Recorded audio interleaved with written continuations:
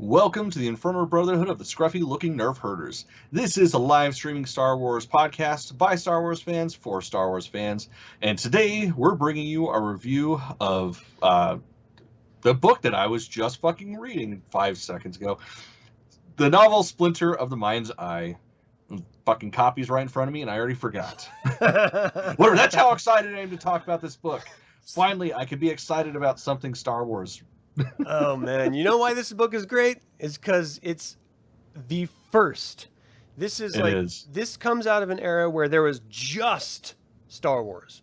A bunch of little 70s kids losing their minds. Oh yeah. And then that was it. Like there was no promise of a sequel. No one had any idea that anything was going to happen. You just thought, well, we got that. That's all we had. Okay, it was great, and I keep watching it every day, and I love it, but I'd love more. And then suddenly, this novel comes out. I'll point at it. And it not only continues the story of Luke and Leia, but it also includes all sorts of wonderful references like Mimban, Kaiburr crystals. Like, fuck yeah, man. And it has Vader. Not only that, we got the first introduction of the first Star Wars swear, Sting. Yeah. Yes. Like, there's so much to love about this book. And it's just so crazy. Like, reading the introduction, it gave me all the feels. I want to say the introduction was later, like after one of the first releases. Because the copy I have is the 1994 Valentine release.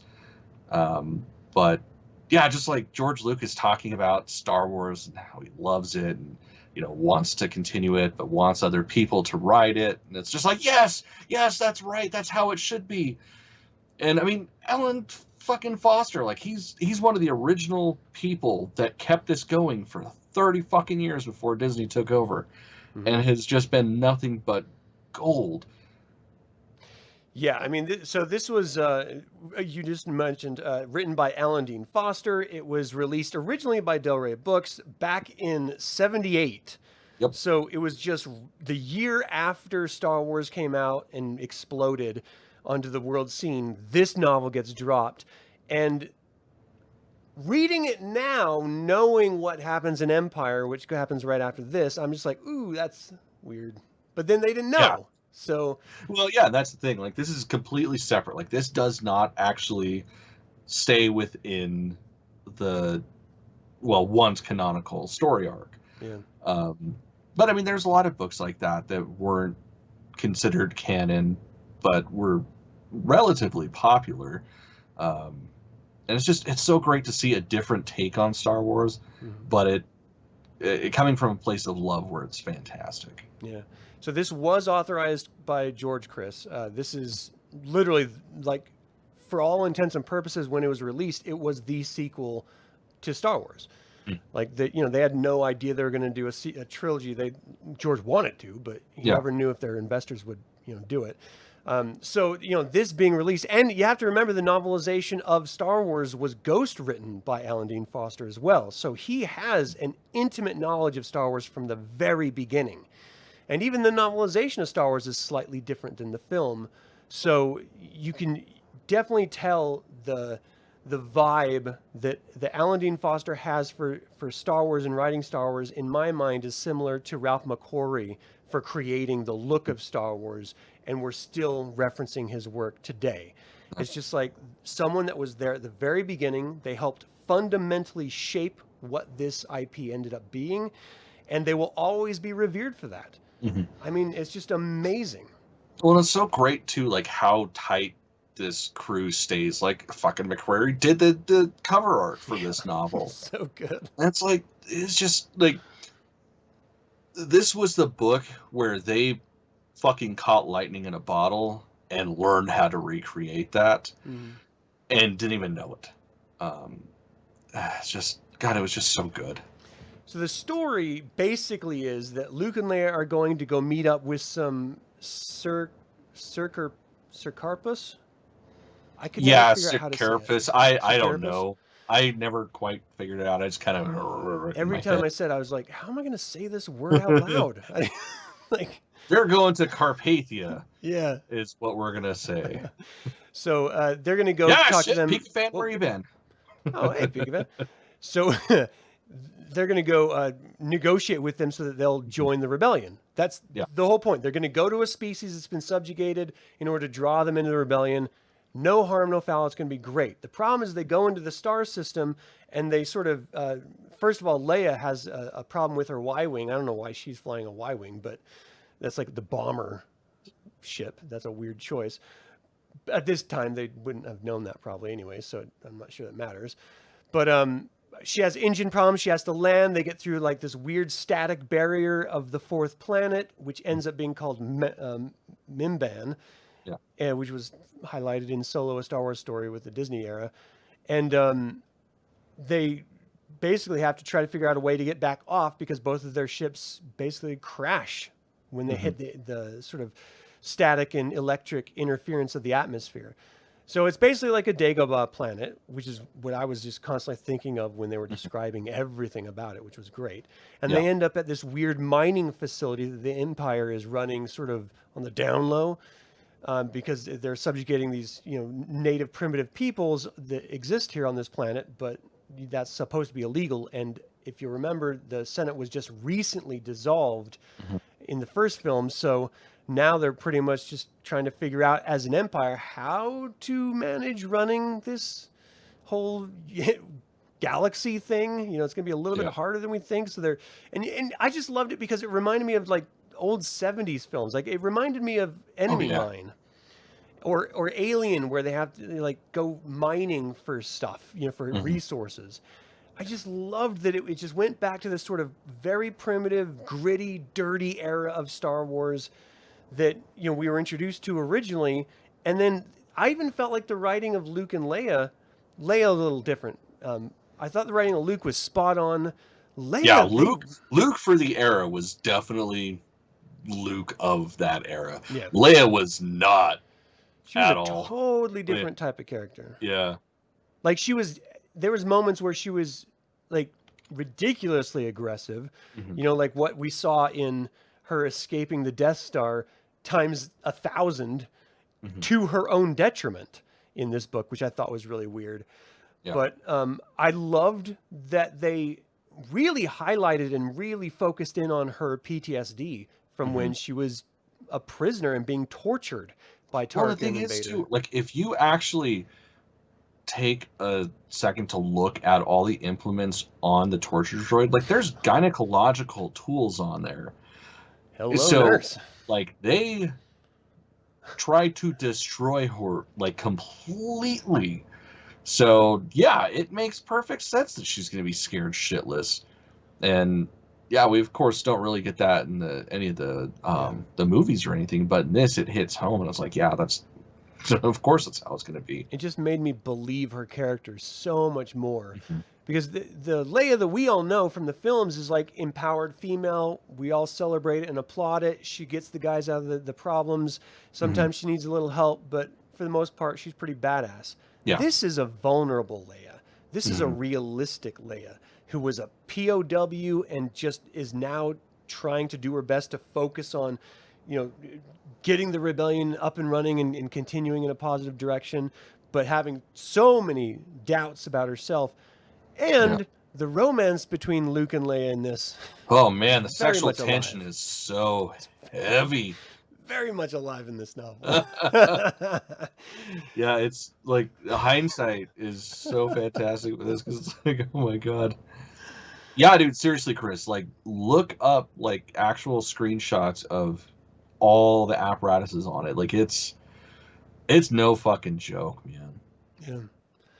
Yeah. I loved this novel. I loved everything about this novel. The character Hala, is it? She was such a strange character. She presents this, she's force sensitive, and she notices that Luke is force sensitive. So she approaches him about this Kaiburr crystal, which is supposed to enhance your abilities, which is an interesting take on the Kaiburr crystal. And then Luke becomes sort of obsessed, and there's this ancient culture that has the big version of this somewhere. And so she convinces them to go help her get the Kaiburr crystals so that she'll help get them off world. Yeah. Thereby, everyone gets their back scratched and everyone's happy. And that's where we sort of start unfolding, and they become prisoners to the Empire. And then, of course, the governor, the Moth, is what they would be called, calls out to Vader because he has Leia Organa of fucking Alderaan that he already had as a prisoner. And of course, Luke Skywalker, the douchebag that blew his ship and the Death Star to hell. I just love that he calls him out on that shit too. It's like, I bet you thought I couldn't find you, motherfucker. Well, I did, and you got a lot of explaining to do. Oh man, Vader in this was way different. Vader was not. Vader wasn't even the Vader from the fucking OG film. Yeah. It was an interesting take on Darth Vader. Yeah, he's got a little sass. A lot of sass. It's Vader with sass who can't fight.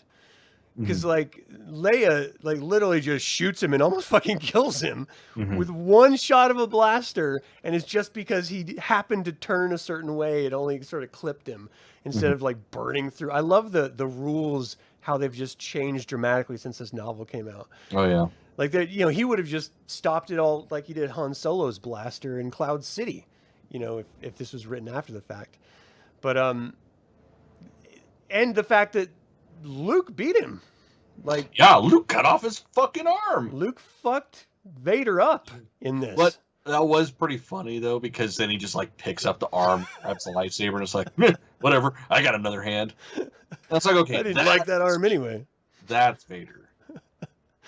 It was just so strange and out of place, just to see him get his ass whipped, lose an arm. He's like, I'm going to keep going, and then falls down a hole. Yeah. They're like, how do we write out Vader? Like, he can't be defeated by Luke or Leia because he's Vader. But we can't have him just decide to leave. What if there was a hole in the ground? He's not even really, like, Vader necessarily in this. Like, in this, he's a fucking henchman of Tarkin. Yeah. Like, Tarkin is above him. I mean, of course, it's a weird dynamic, like, structurally with how that is, but, like, it just straight up says that he's a henchman of Tarkin. That's like, that is fucking hilarious. Yeah. Yeah, again, because they never fleshed out the whole Emperor relationship or anything at this point yet. And that, I think, is why I kind of like it more. Because this book feels like 78. You know, everything about it just feels like that era. And so it's especially in, you know, we just finished having a review, and a less than stellar review about a series, and we're inundated with so much Star Wars stuff now. When this came out, there was nothing at all. No, there was... I don't even think the Marvel comics had started coming out yet. No, yeah. Like, I'm pretty sure they started about the same time this came out. Yeah. So it was literally like the only thing that you had, and so you just sort of accepted it. And I just feel like I'm transported through time. It's a wonderful palate cleanser. I guess that's what I was going with about this. Oh, other absolutely. Stuff. You know, getting disappointed about what's coming out or has come out. Now you can just go back to this original book, just read it, and you're just like, oh, okay, that's Star Wars.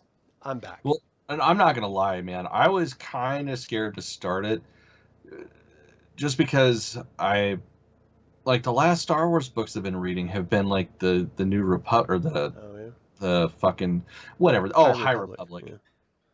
And it's like, Star Wars books have just gone to shit, and it's like, fuck, am I like changing now? Am I just too old to enjoy this shit?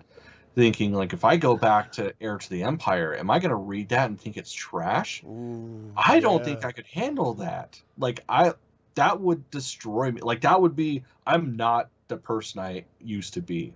And that would just destroy me. But reading this, it's like, oh no, okay, this isn't good, but god damn it, this is fucking fantastic.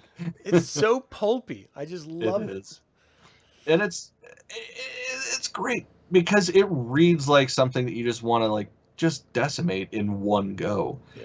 I mean, it's been years since I've sat down and killed a book in 3 days, and it was nothing with this. Like, I just devoured it, and it was like, oh my god, I can still read, like, physical books. Yay! I could do it. Yeah, no, I really enjoyed the book. I thought it was fantastic. I thought the story was just so wonderful because it was very tight and contained, but it had larger galactic implications, which is what I Mhm. really appreciated about it. And that just tells you the author knew how to really focus the narrative. Mhm. And we don't really get that a lot anymore. At least I'm not noticing it a lot in more modern books I'm reading, and certainly not in the Disney stories that I'm Yeah. seeing. So I really appreciated that. And what it's made me want to do is go back and just go, okay, I'm going to read the novels as they were released from the very beginning of Star Wars, just so I can sort of recapture my love and passion for it. Because it is waning. See, and I have a hard time. Like I look at my fucking bookcase all the time, and it's like, all right, how am I gonna tackle this again? Because I've got it all in ascending order from, the OG timeline, where it starts with like the Lost Tribe of the Sith, and then ends with Fate of the Jedi. Yeah. And it's like, do I go through that way from the beginning, like, Dawn of the Jedi era, to 40 years after Battle of Yavin, or do I go with release order? It's like, it's so hard because I want to do release order, but at the same time there's a lot of jumping when it Yeah. comes to that. Oh, yeah. But I don't know. Yeah, there definitely is. Because right after this is Han Solo's trilogy. Hmm. So, And that's a fucking good one. yeah. Like, that trilogy, I killed that in a road trip. Oh, wow. Like, I started that when I left, essentially Salt Lake, Mhm. went to Vegas for a couple of days and came home, and the car ride there and back, I killed that trilogy. Damn. Like, it was just so good. Oh, yeah. Well, I definitely got to read it because I haven't yet. So I'm looking forward to it. What was your favorite part about this novel? Do you have one? Oh my god, that's so hard because, like, it's like, I'm looking at the little notes and shit. Like, it's it's hard to pick one thing. Like, I loved a different aspects of the Kyber crystal, where it's the Kyber crystal, like capitalized THE. Because as we know it, Kyber crystals, that's what's used for lightsabers, other weapons, the fucking Death Star. And yes, they're resonating with the Force and stuff, but with this, it's such a different aspect. It's like a magnifying glass for the Force, but there's only one. And even to have just a shard, because that's how Hala ropes Luke in, is like, well, I'll just give you this shard. And listening to how he describes it, how it feels, it was so fucking cool. Yeah. It's like, I love this. Yeah, I'd probably say that probably have to be my favorite part, other than like the little wacky shit here and there, like, C-3PO concerned about lubricant, which, children, going on long distance trips, it is always smart to pack lubricant. Pack extra lube. Yes. It's good for you. Oh, man. I really like the technology descriptions. It went back to the idea of recharging batteries on your lightsaber and on like the batteries in pistols and rifles and stuff. Like, just tiny little details like that make it feel like an actual universe, as opposed to, well, we just have a gun and it never runs out of laser ammo. Yeah. I just thought, and you could adjust the length of the lightsaber blade, like in old school lightsabers, the intensity of it and the sort of the fine-tuned sharpness of it, of the edge. Yeah. Like, you could do some really cool stuff with that. I don't know. I really love that stuff. As far as like ratings go, what would you think we would give this thing? I mean, if we're going off like a 4 or a 5, like 5 max, I'd give this a 4.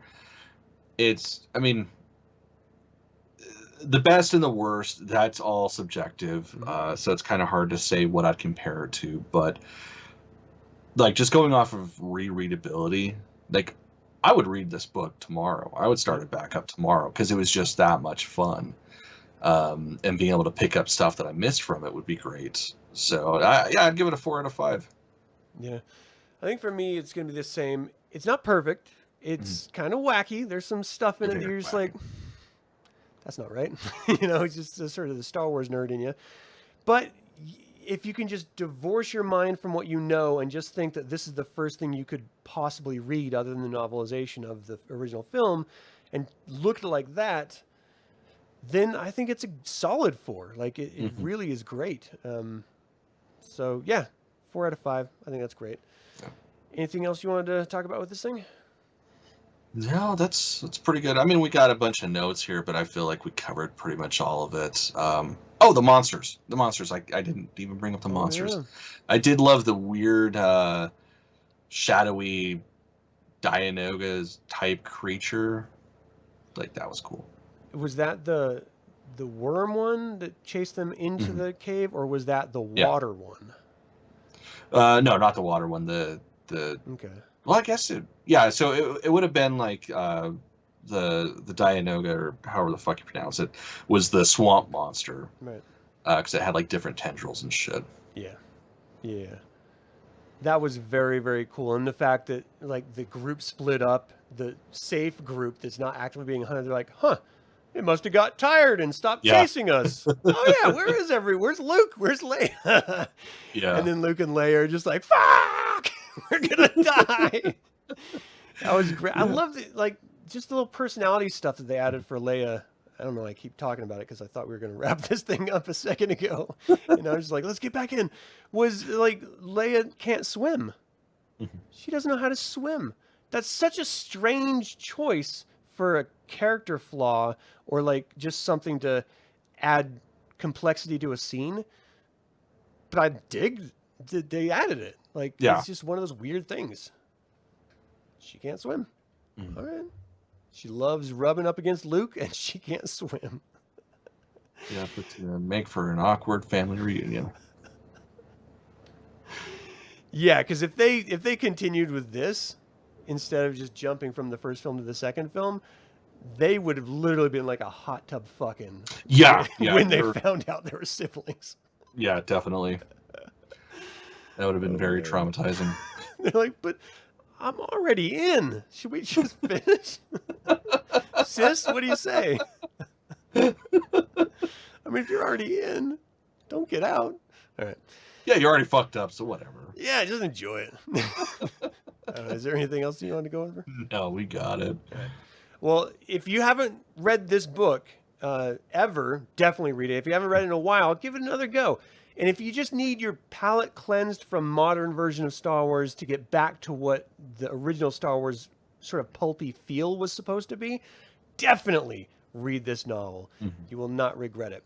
Or if you find any book with that red bar up top that says Legends, fucking buy it. You will not be disappointed. Yeah, it's always good stuff. There's so many of those I want to read I haven't read yet. Ugh, it kills me.